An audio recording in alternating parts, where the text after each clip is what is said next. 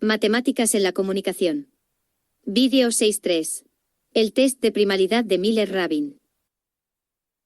Cuando deseamos saber si un número es primo, lo sometemos a un test de primalidad.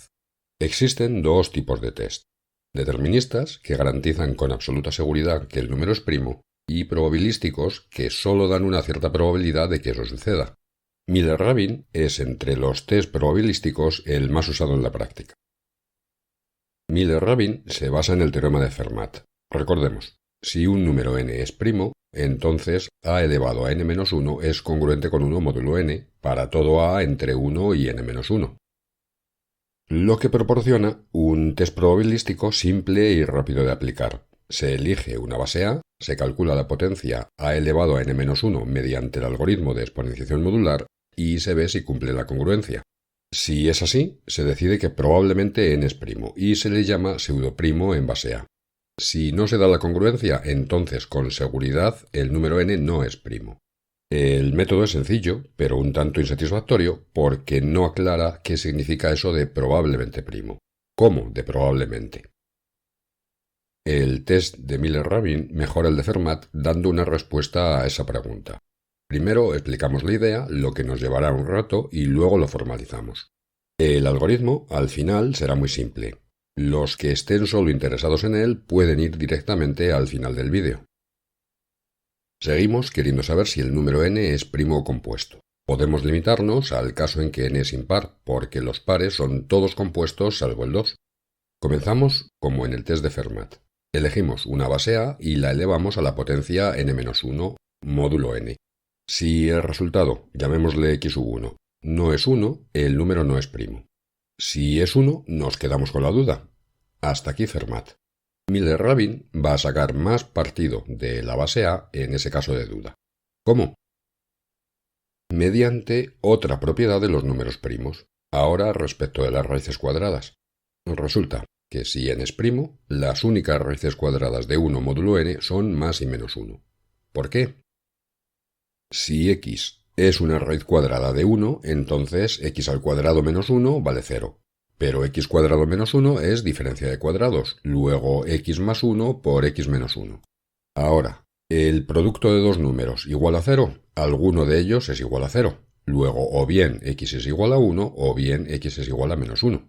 Esto cuando n es primo, porque entonces no existen divisores de 0. Lo vimos en el vídeo 4.3.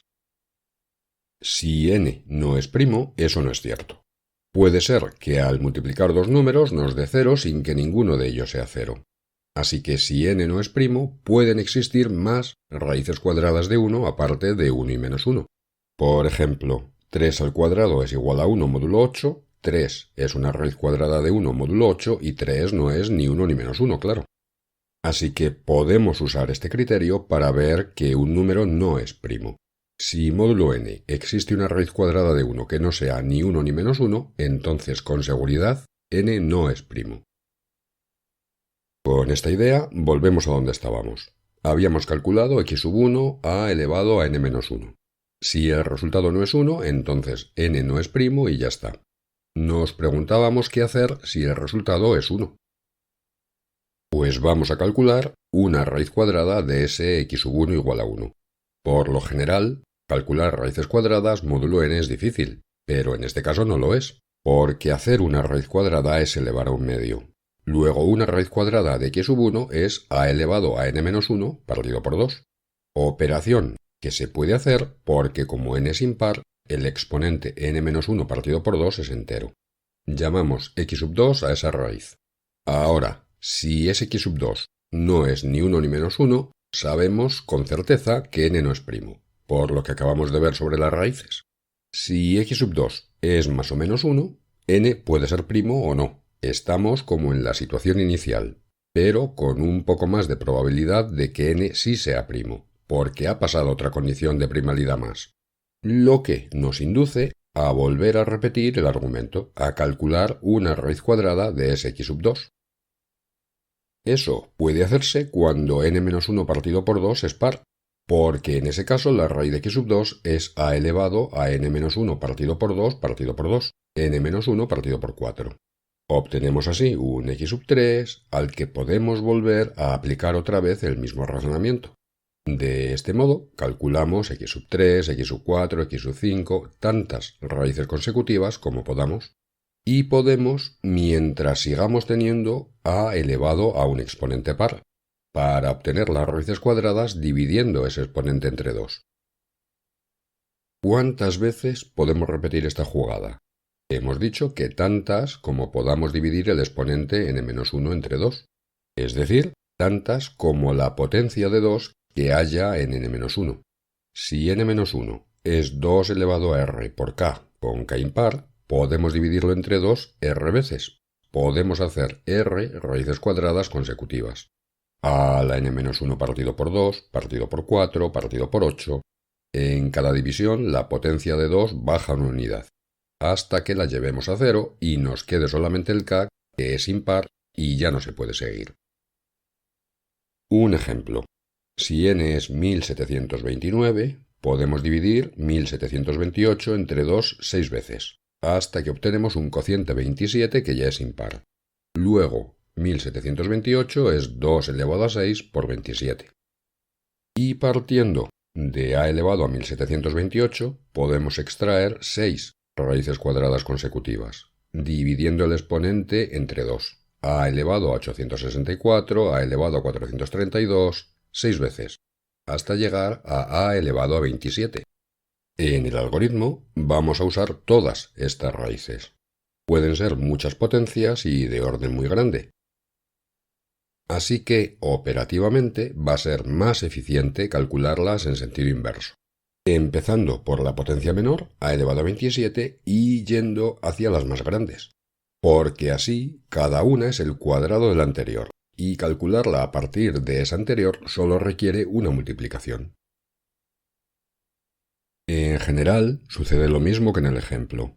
Calculamos las raíces de la más pequeña a la más grande, es decir, si n-1 es 2 elevado a r por k, empezamos por a la k y calculamos r cuadrados consecutivos, terminando en a la n-1, cada término el cuadrado del anterior.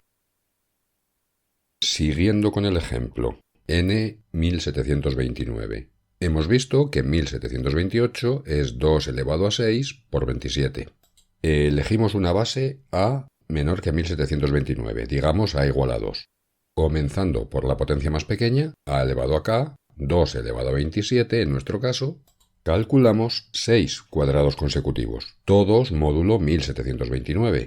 2 elevado a 27, 645, 645 al cuadrado, 1065, 1065 al cuadrado igual a 1 y así 6 veces. El último cuadrado calculado es a elevado a n-1, que si 1729 es primo, debe ser 1. Ese es el test de Fermat. Así que si no es 1, hemos acabado. Supongamos que sale 1. Lo que Miller-Rabin hace es fijarse en las potencias anteriores. Cada término es la raíz cuadrada de la que está debajo de él. Vamos a razonar de abajo a arriba. La última congruencia vale 1, así que la anterior a ella, la última de las señaladas con la llave, es una raíz cuadrada de 1. Luego, si 1729 es primo, debe valer 1 o menos 1. Si vale 1, la anterior a ella es de nuevo una raíz de 1. También debe valer 1 o menos 1. Y así vamos ascendiendo desde el final hasta el principio.